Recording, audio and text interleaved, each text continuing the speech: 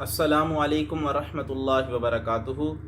سیدنا کریم صلی اللہ تعالی علیہ وآلہ وسلم قسط وار سلسلہ ایک حدیث اور ایک حکایت کی قسط نمبر 24 کے ساتھ آپ کے سامنے حاضر ہوں، جس کا موضوع ہے کنجوسی بہت بڑی نحوست ہے۔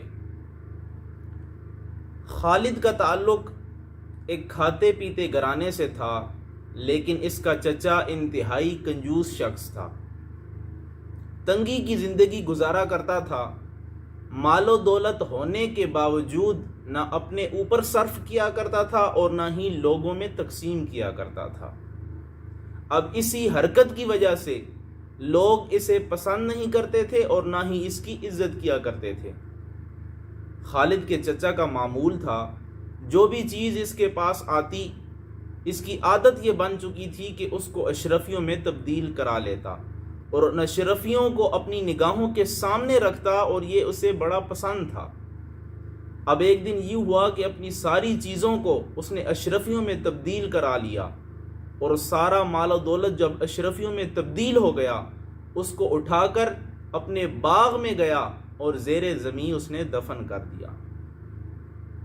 اب کرتا یہ تھا، ہر روز وہاں پہ جا کے ان اشرفیوں کو نکالتا، گنتا، گننے کے بعد واپس اس تھیلے میں رکھتا اور زیر زمین دفن کر کے گھر واپس آ جایا کرتا تھا۔ اب روز کا معمول تھا۔ ایک دن جب وہ باغ میں پہنچا، دیکھا کہ اشرفیاں نہیں ہیں۔ اب یہ غصے سے پاگل ہوا جا رہا تھا۔ ایک دن جب یہ باغ میں پہنچا تو دیکھتا کیا ہے کہ اشرفیاں وہاں نہیں ہیں۔ اب غصے کی حالت میں آ گیا اور غصے سے پاگل ہوا جا رہا تھا، لیکن اب اسے کچھ سمجھ نہیں آ رہی تھی کہ کیا کرے۔ وہاں پہ بیٹھ گیا۔ اب جب اس کے بھتیجے خالد کو اس حادثے کی خبر ہوئی تو وہ اپنے چچا سے ملنے کے لیے آ گیا اور چچا سے کہا، جو اشرفیاں چوری ہو گئی ہیں یا گم ہو گئی ہیں، ان پر آنسو بہانے کا کوئی فائدہ نہیں ہے، وہ آپ کی تھیں ہی نہیں۔ اگر وہ آپ کی ہوتی تو آپ انہیں اپنے مفید کاموں میں استعمال کیا کرتے، یا آپ انہیں لوگوں میں تقسیم کرتے، یا آپ غریبوں کی حاجتیں اور ضرورتیں پوری کیا کرتے، اور عوام اور خواص میں آپ عزت پاتے۔